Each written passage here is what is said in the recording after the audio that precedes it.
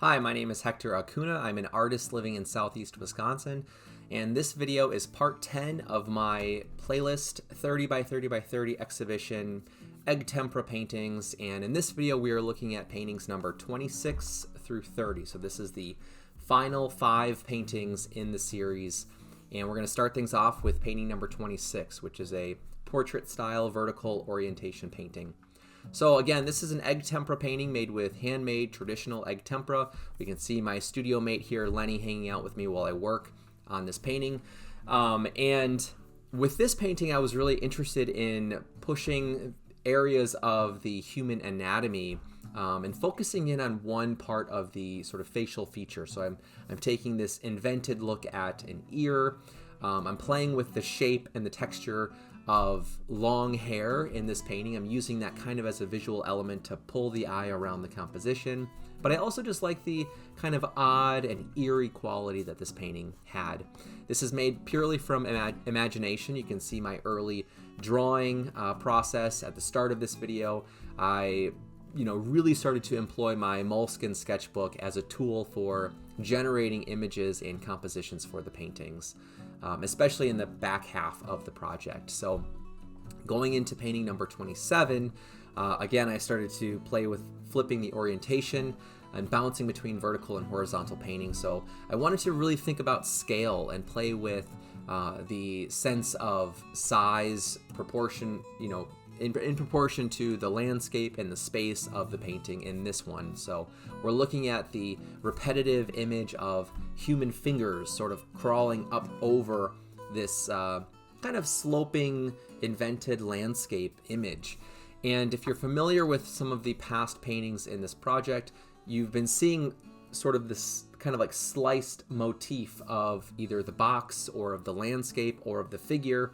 And I like what that sort of starts to convey in terms of time. It has this sort of like geological feel, this sense of history.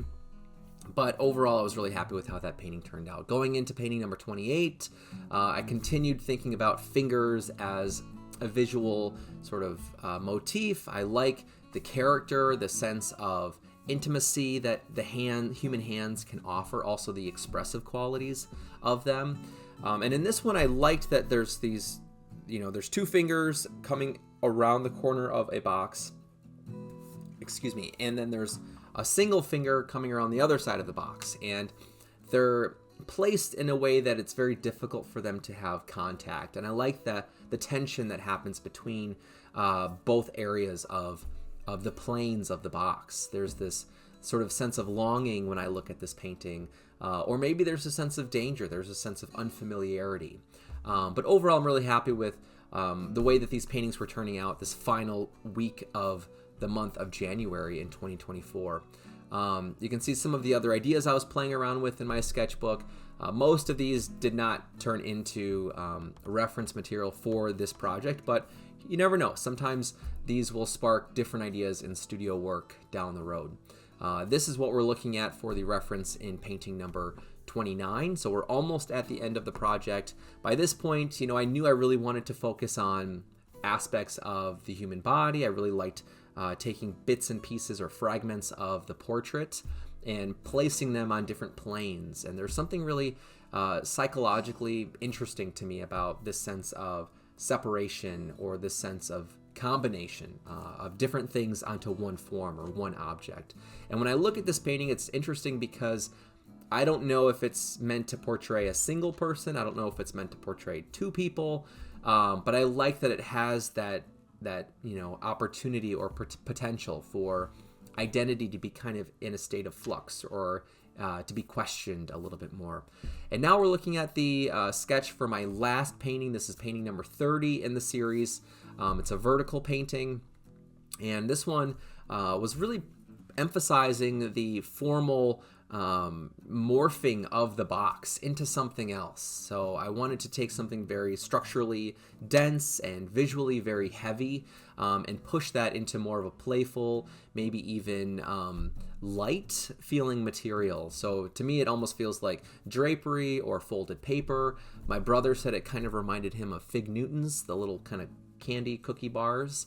And I like that, again, it has this open-endedness of association or interpretation. This one was a lot of fun to use over cross-hatching lines and contour lines to describe the overall volume and character of the form. And then on the very bottom, there is this little nod to it's kind of like the human eye with an eyebrow and the top part of an eyelid there. So I hope you enjoyed this video. I hope you've been enjoying seeing these paintings and hearing my commentary behind the process. If you'd like to learn more about this project, please visit my website, acunaarts.com. These paintings are all going to be available for purchase at Var Gallery starting on Friday, April 19th of 2024. If you'd like to purchase one of these paintings, feel free to reach out to me here on YouTube or through my website. That's it. Enjoy the rest of your day, and thank you so much for watching. Take care.